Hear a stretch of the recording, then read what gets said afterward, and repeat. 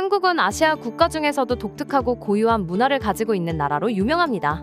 특히 메인 메뉴와 함께 다양하게 나오는 수많은 반찬의 한정식과 곱고 아름다운 디자인의 한복, 세계에서 유일하게 과학적이고 체계적인 글자 한글 등 외국인에게 자랑할 수 있는 자체적인 문화가 매우 많습니다. 그런데 한 외국인은 이 많은 문화 중에서도 한국의 특정 문화를 그대로 따라했다가 큰 코 다칠 뻔했다고 합니다. 외국인을 힘들게 만든 한국 고유의 문화는 다름 아닌 24시간 문화였습니다. 빠른 경제 성장을 이루고 급변하는 사회만큼이나 생활 수준도 높게 변화하면서 24시간 문화가 굳어졌다고 할 수 있는데요. 특히 다른 나라에 비해 근로시간이 긴 이유로 근무가 끝난 이후로도 충분히 이용할 수 있는 24시간 상점들이 생겨난 것입니다. 한국을 방문하기 전부터 영화나 드라마 속에서 화려한 조명이 가득한 한국의 문화가 궁금했던 외국인은 한국 여행에 오자마자 친구들과 함께 한국의 밤 문화를 최대한 즐기려고 노력했다는데요. 그는 3일째가 되자마자 기진맥진해졌고 한국인들의 놀라운 체력에 혀를 내둘렀다고 합니다. 그의 이야기를 잠시 확인해 보겠습니다. 나는 오래전부터 한국 여행에 로망을 가진 영국인이야. 한국에 대해서 안 지는 얼마 안 되었지만 그들의 문화와 특성에 완전히 매료되었지. 특히 한국 영화나 드라마에서 나오는 한국인들의 먹을거리나 놀거리에 대해서 정말 관심이 많았어. 친구들과 여행 계획을 세우고 처음 한국에 입국한 그날을 아직도 잊지 못해. 마치 영화나 드라마 주인공이 된 기분이었으니까. 우리가 한국에 도착한 것은 저녁 7시 정도였는데 이미 날이 어두워지고 있더라고. 우리나라였다면 얼른 식당에 가서 음식부터 먼저 먹었겠지만 한국은 24시간 문화가 잘 발달하여 있다는 것을 알고 있었기 때문에 크게 서두르지 않았지.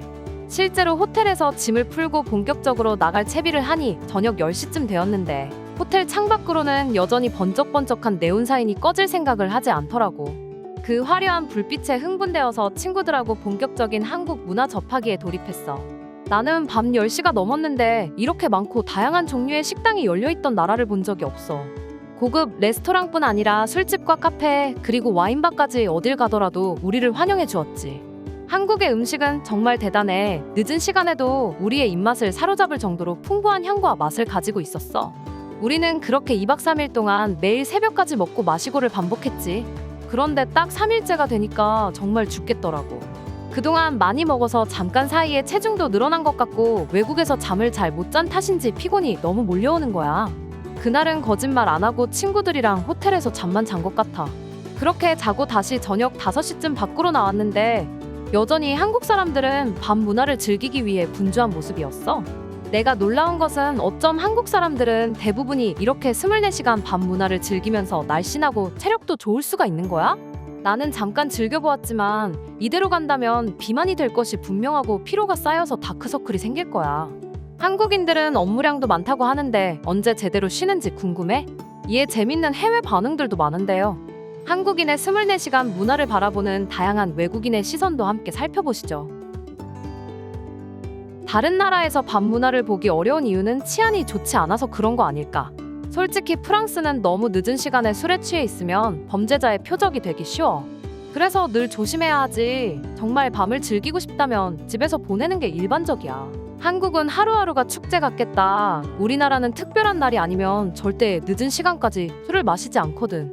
한국의 술은 도수도 굉장히 세다고 들었어. 그들은 정말 천하무적인 것 같다. 영화 같은 한국 여행 나도 꼭 해보고 싶네. 한국은 인프라도 좋고 시설도 훌륭하며 공기가 좋고 청결한 나라로 알려졌어. 내 친구가 한국 여행을 다녀왔는데 특히 최첨단 과학기술을 일상생활에서 누릴 수 있다고 하더라. 한국의 밤 문화는 단순히 먹고 마시는 것뿐만이 아닙니다.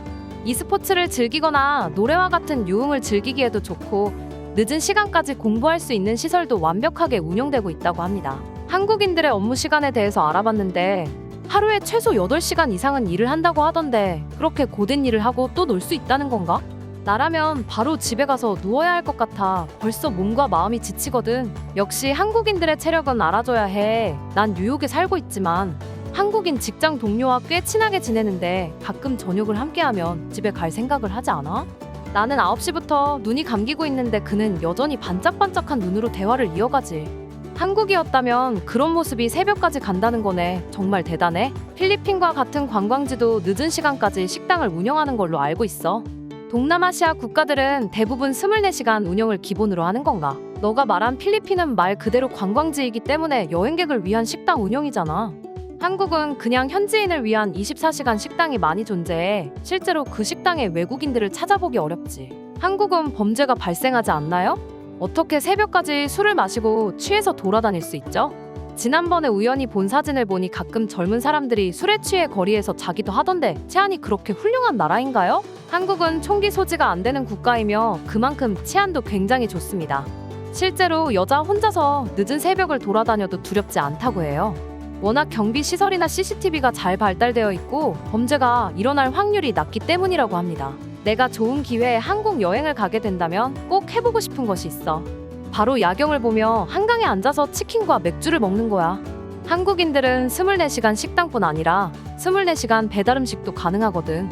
그래서 한강 주변에 사람들이 모여서 각종 음식을 주문해 먹는다고 해. 나는 홍콩 사람인데 이곳 편의점을 늦은 시간에 방문하면 대부분 한국 사람들이 차지하고 있어.